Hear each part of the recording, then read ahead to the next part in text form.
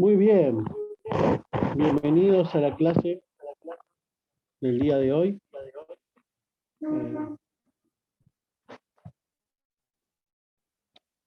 Marce, apaga tu cámara y ponelo en silencio para que no haga eco. Bien, bien. Vamos a comenzar hoy. ¿Qué les parece? Luego de, de ir analizando la palabra de Dios, hemos llegado hasta el día de hoy. El día de hoy vamos a ver Mateo 17. Por ahí tengo alguna complicación con la voz por el tema de, de la garganta nomás, el aire acondicionado y sus complicaciones del verano. Bien, nada, agradecerles porque están ahí del otro lado, invirtiendo este tiempo para que Dios obre en nuestras vidas, ¿sí? Así que este tiempo no es un tiempo mal invertido, sino que todo lo contrario, es el tiempo que Dios, nosotros decidimos entregarle a Dios para que el Señor, ¿sí?, siga hablando en nuestras vidas y que nos pueda proveer de crecimiento espiritual para lo que nos conlleva en esta vida cristiana cotidiana, ¿sí? Hoy vamos a analizar el libro de Mateo. Seguramente vamos a tocar un poco lo que la reflexión, la predicación que hablamos el día miércoles, y vamos a seguramente a profundizar un poco más en los temas por ahí más profundos que en el tiempo que tenés cuando predicás, tenés que minimizarlo y suprimirlo, ¿sí? Pero hoy vamos a dedicarle un poco más de tiempo, ¿sí? Ya voy a arrancar, vamos a iniciar acerca de Mateo 17. No es un capítulo muy largo, sino que tiene varias secciones, y como la palabra de Dios es toda, absolutamente toda importante, pero comienza con la transfiguración. Algo que no dije el miércoles y que digo hoy, la palabra transfiguración viene de la palabra eh, griega como, como el capullo de un gusano que cambia para hacerse mariposa, ¿no? Eso básicamente sería la explicación, ¿sí? La explicación para lo que sería la palabra transfiguración. La transfiguración viene de aquí, de ese proceso de cambio, de transformación. Significa básicamente la palabra transformación, la transfiguración, ¿sí? Pero para que todos entiendan, viene de ese proceso de cambio desde un capullo donde un gusano pasa de ser eh, perdón, a través del capullo, el gusano pasa de ser gusano mismo a hacerse una preciosa mariposa. Ese sería la explicación de la palabra transfiguración, que básicamente es la transformación de algo. Bien, encontramos en los primeros versículos, ¿sí?, a Jesús que asciende a los montes, ¿sí?, solamente con 3 discípulos de los 12 que tenía.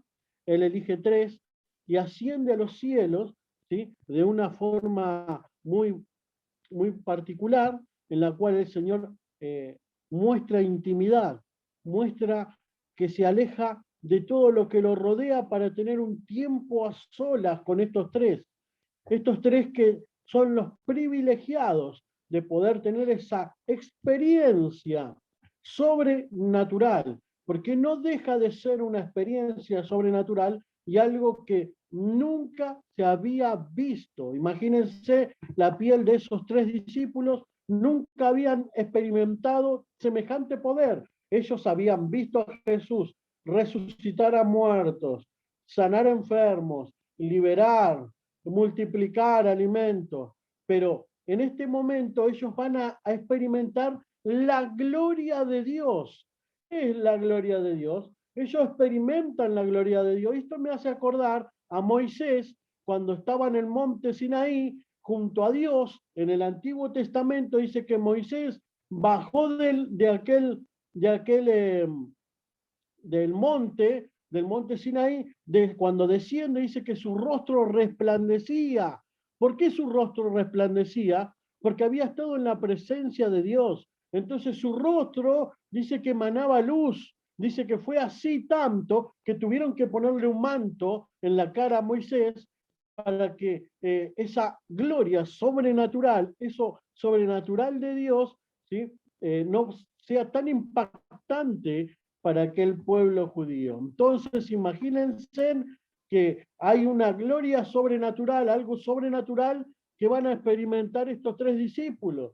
Algo sobrenatural, algo que es extraordinario, algo hasta ahora nunca visto para ellos. Ellos nunca vieron algo similar. Imagínense, pónganse en un momento en esta imagen, esta ilustración en su mente y piensen que Jesús te puede llevar a ese nivel de algo, de una experiencia tan particular y sobrenatural que a mí me prende fuego el corazón, saber de que Dios puede tener ese trato conmigo, como lo tuvo con esos discípulos, ¿sí? Pero como contaba el miércoles, en Jeremías 33:3, que hay cosas ocultas, que oído no oyó, ni boca, que oído no oyó, ni que se ha escuchado todavía. Hay cosas ocultas en el reino de los cielos, y como mencionaba el miércoles, cosas que nosotros debemos adquirir, cosas que nosotros debemos alcanzar, que debemos ganar, ¿sí? Y esto corresponde a cada uno de nosotros, nuestra responsabilidad. Dios siempre está dispuesto a hacernos vivir cosas sobrenaturales, pero que solamente se las confía a los que verdaderamente tienen ganas, ¿sí?, de que así sea, y que van a usar esa gloria sobrenatural para bien. Oigan, la palabra de Dios me enseña que Pablo ascendió a los cielos. Dice que ascendió al tercer cielo Pablo, pero Pablo nunca se jactó en las cartas paulinas, nunca semejante privilegio. Nunca él tomó esto como para sentirse superior a los demás. O sea que esto es una gran enseñanza también. Nosotros no podemos, si tenemos experiencias sobrenaturales, sentirnos que somos más que nuestro prójimo. Pablo, ascendiendo al tercer cielo, viendo y experimentando la gloria de Dios, jamás utilizó eso para jactarse y sentirse y decirse que era superior a los demás. Entonces, esto mismo me enseña que el corazón humilde del Hijo de Dios es el capacitado para poder experimentar la gloria divina. Entonces, estos tres discípulos, particularmente aparte de ese corazón que tenía gran interés por conocer las cosas sobrenaturales, eran personas humildes. Pero vamos a también ahondar en que no tan solo eran humildes, sino que también eran personas confiables. Por eso dije que vamos a desarrollar aún más lo que hemos visto el día miércoles en la predicación. Y miren aquí, voy a seguir un poco más. El miércoles hablábamos de que hay cosas que se nos revelan por conocimiento, ¿sí? A veces, a medida que vamos leyendo la palabra, nuestra mente va conociendo y se nos va revelando la palabra de Dios. Porque el Espíritu Santo actúa cuando ve que hay interés por conocer su palabra, entonces el Espíritu Santo tiene el camino allanado para que pueda irse revelando la palabra de Dios a nuestras vidas. Entonces, es por conocimiento, también por madurez. Cuando maduramos, crecemos en el camino de Dios, teniendo intimidad con Cristo. Entonces, de esa manera también vamos descubriendo cosas nuevas, ¿sí? Que luego Juan y Jacobo, estos dos hermanos, acudieron a la presencia de Dios y le dijeron: Jesús, queremos estar uno a tu diestra y otro a tu diestra y otro a tu siniestra, para cuando vengas en tu reino nosotros queremos reinar contigo, uno a la derecha y otro a la izquierda. Queremos estar al lado tuyo, Señor Jesús. Esto no le fue permitido, porque Jesucristo le dijo, eso no lo decido yo, sino que ya lo ha decidido mi Padre. Mi Padre ha designado ese lugar para quien corresponda. No me corresponde a mí, dijo Jesús. No es mi trabajo. No me pidas eso porque no lo puedo cumplir. Y en el Evangelio podemos encontrar que la madre pide esto a Jesús. Pero sin embargo, en el libro de Marcos 10, versículo 35 en adelante, podemos encontrar que ellos mismos le hacen este cuestionamiento a Jesús. Sin embargo, ¿esto qué me demuestra? Que hay un interés, ¿sí? Por estar cerca de Dios. Entonces Dios es la manera en la cual el Señor va a empezar a revelar. Jesús, dijimos también que Jesús hizo el llamado para 12, sin embargo 3 seguramente ascendieron a este círculo íntimo con Jesús porque su respuesta al llamado fue diferente. Entonces, si la respuesta a ese llamado es diferente, la pregunta de Dios para esta época y estos días sería, ¿cómo estamos respondiendo al llamado de Dios? ¿Cómo estás respondiendo al llamado de Dios? Esa es la clave para que el Señor te revele cosas, ¿sí?, ocultas. ¿Cómo respondemos al llamado de Dios? Es muy importante que podamos dedicarle tiempo a Dios, el tiempo que Él se merece, para que pueda ministrar nuestra vida, para que pueda enseñarnos de la manera correcta. Miren todas las enseñanzas que podemos encontrar en la transfiguración, preguntándonos por qué esos 3 y no los 12. ¿Por qué solo 3? ¿Por qué no se llevó a los 12? Seguramente porque la respuesta está, no porque Dios tenga privilegiados, sino porque ellos mismos fueron los que respondieron al llamado. Entonces, planteate en tu vida, si querés más de Dios, ¿cómo estás respondiendo al llamado? También hicimos mención acerca de la enseñanza de la tierra.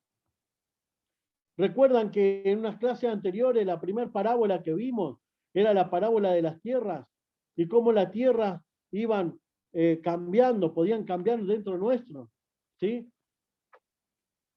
Y hicimos hincapié puntualmente en la tierra, en la semilla que cae junto a los espinos. Pero ¿por qué hicimos esta comparación? Porque recuerdan que eran los espinos. ¿Cuáles eran los espinos? Era la puja de prioridades. Y yo creo que es tan importante la puja de prioridades en la vida de un cristiano, es tan fuerte que define si el Señor revela o no revela. Porque esa puja de prioridades empieza a darse en nuestras vidas de una manera tan fuerte que empieza a tomar predominio. Por eso es tan insistente el pastor Cristian cuando nos enseña que debemos darle la primicia al Señor. El pastor Cristian es muy insistente con darle la primicia a Dios. Lo primero sea para el Señor. ¿Por qué? Porque la puja de las prioridades siempre se dan en la vida cristiana. Entonces, como la puja de las prioridades siempre se dan en la vida cristiana, es necesario que podamos priorizar el reino sobre todas las cosas. Siempre priorizar el reino de los cielos. Porque de esta manera es cuando Dios revela un apasionado. Tan apasionado era Pedro, esto nos enseña por qué estos 3. Pedro por la pasión que tenía. Era un apasionado, tan apasionado fue que caminó sobre el mar. Jacobo, ¿sí? Juan se recostaba en el pecho de Jesús y conocía sus latidos. Estaba siempre al lado de Jesús. Estaba siempre cerca del maestro. También Jacobo era el hermano mayor, aquel en el cual era una persona confiable, era una persona seria, era una persona comprometida con la obra. Muchos son los llamados, pero pocos son los escogidos. Estos tres vieron una visión, experimentaron lo sobrenatural, vieron la esfera espiritual, vieron a Elías y vieron a Moisés. Dice que Pedro quiso hacer una enramada, ¿sí? Quiso hacer una enramada, una para Jesús, una para Elías y una para Moisés. Lo que me habla que estar en la presencia de Dios es tan espectacular que te querés quedar a vivir. Entonces, también la palabra nos enseña esto, que no hay nada más reconfortante que habitar en la gloria de Dios, en la presencia de Dios. Mire, a tal punto que Pedro quiso hacer una enramada, quiso hacer una choza con ramas, una casita, para quedarse a vivir en esa experiencia sobrenatural. Sin embargo, Pedro quiere con algo terrenal, oigan, con algo terrenal, quería seguir viviendo algo espiritual. Y a veces no es la manera, no es la forma. A lo cual dice que cuando Pedro estaba hablando y diciéndole, mire, se me acaba de ocurrir una de las mejores ideas, hagamos una enramada y quedémonos aquí. Dice que no terminó de hablar Pedro, que fue interrumpido por una voz que venía de la nube, de la misma presencia de Dios, que le decía, este es mi Hijo amado, en quien tengo complacencia. La segunda vez que se decía esto, la primera fue en el bautismo de Jesús, y aquí está la segunda vez, este es mi Hijo. Termina ahí la frase continúa diciendo, a él oír, a él oír. ¿Estamos oyéndole a Dios lo que nos aconseja a diario? ¿Tenemos intimidad con Dios para poder decir que oímos su voz? Otra pregunta más que nace en nuestro corazón. ¿Oímos la voz de Dios? ¿O directamente nos manejamos como se nos place? ¿O tomamos la decisión en nuestra vida sin consultar nada a Dios? Sin embargo, este texto me enseña a él oír.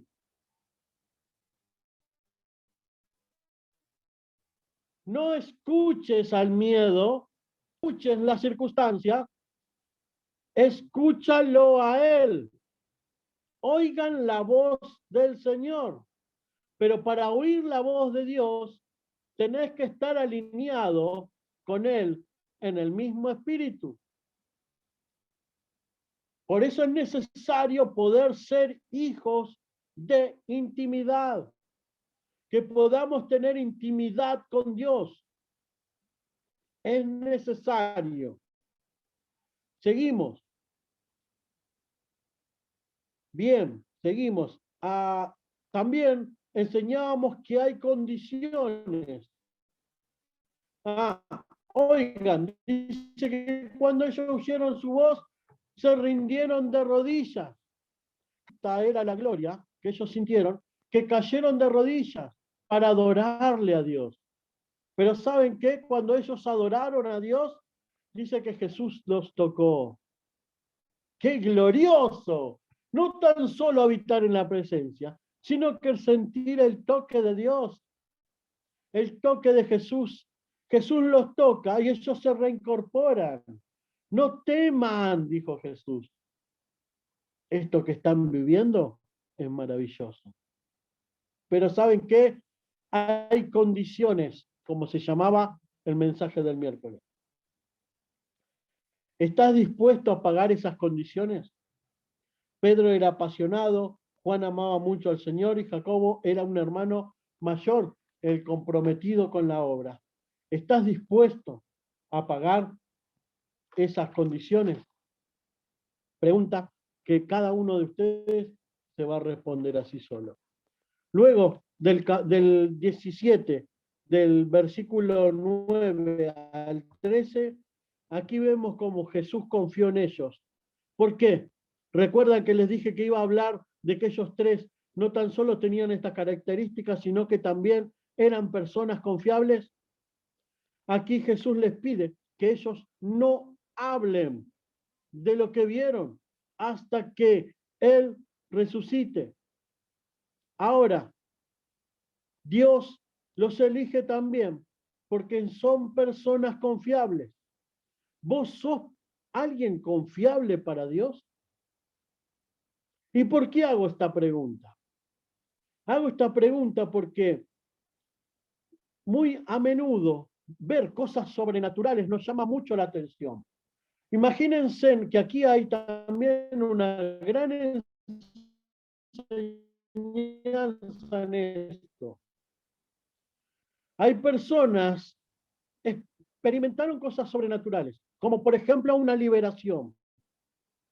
Imagínense que yo presencio la liberación de mi esposa Marcela y veo cosas sobrenaturales que Dios hace en su vida.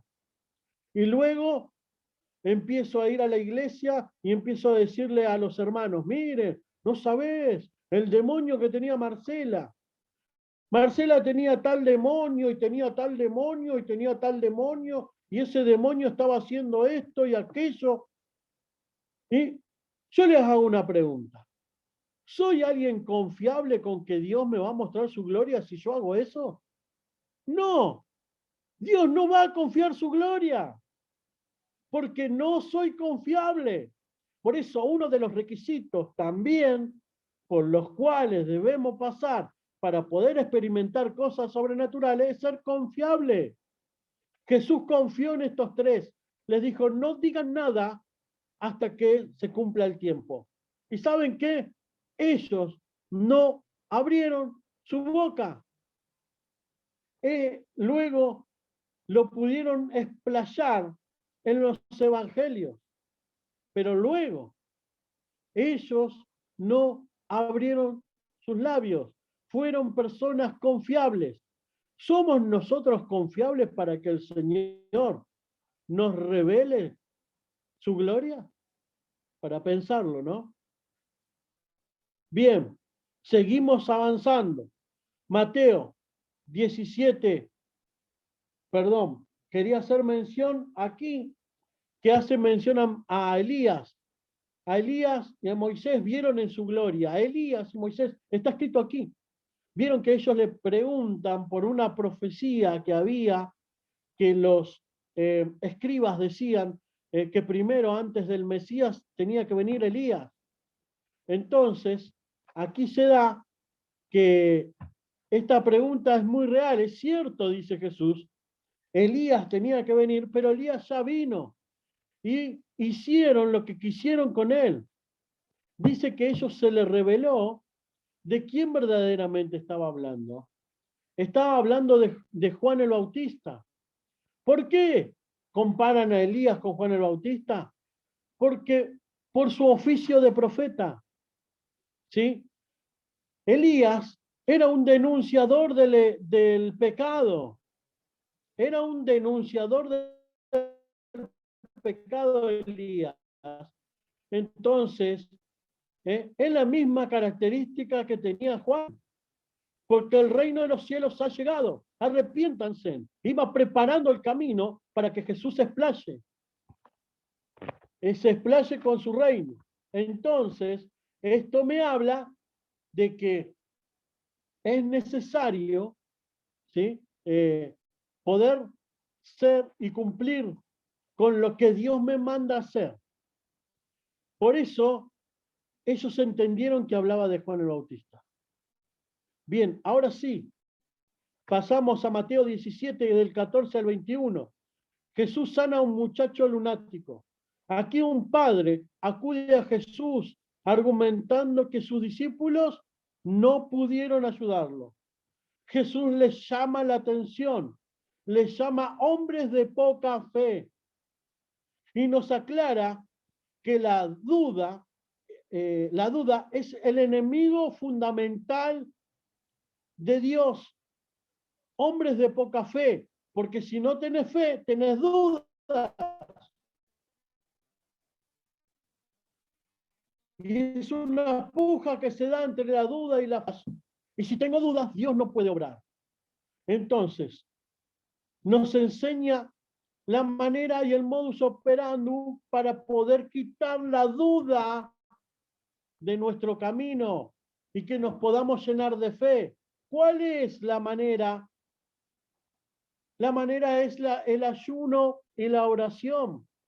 Por eso Jesús hace mención, ¿sí?, a que este género no sale si no es con ayuno y oración. ¿De qué género está hablando? ¿Del género demoníaco? No, está hablando del género, cuando dice del género, el género de la incredulidad. La incredulidad es quitada de nuestra vida cuando nos acercamos a Dios. Imagínense que usted está plagado de dudas. Que usted dice, yo no sé si Dios podrá sanarme. Yo no sé si Dios podrá obrar este milagro en mi vida. Y de repente usted empieza a ayunar, empieza a orar. Cree que luego de ayunar, cree que luego de orar un tiempo y pasar un tiempo con Dios, leyendo su palabra y teniendo comunión, puede seguir diciendo, yo no sé si Dios me va. No, porque cuando vos ayunás, cuando vos orás, te llenás de fe.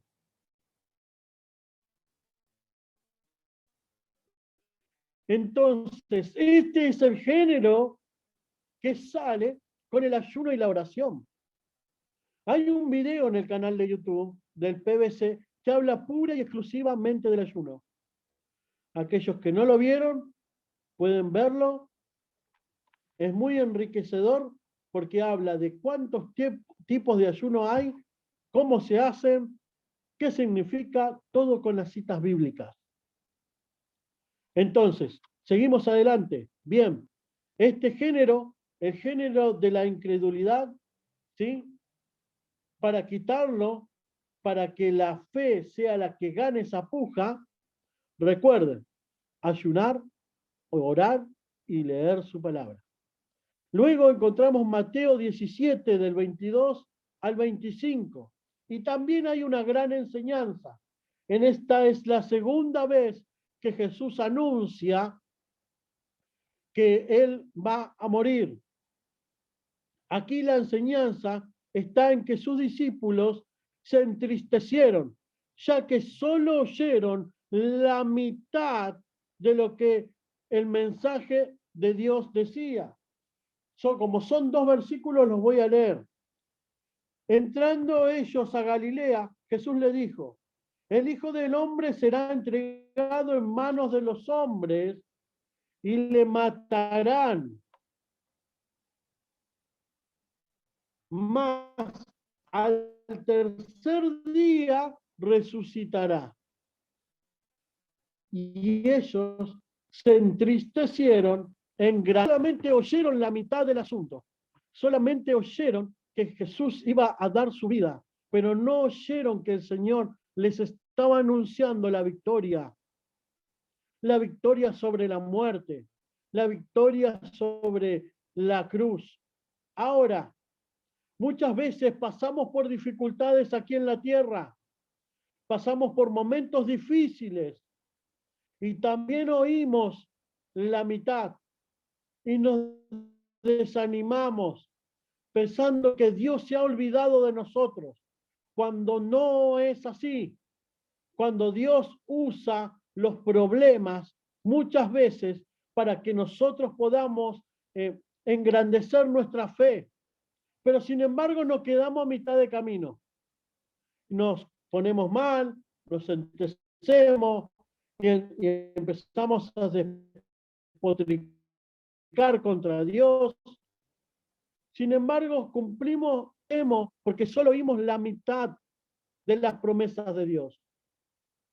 Aquí, Señor, estaba anunciando que Él iba a triunfar en la cruz, pero ellos no le oyeron. Oyeron solo la mitad. Muchas veces nosotros actuamos de esa misma manera.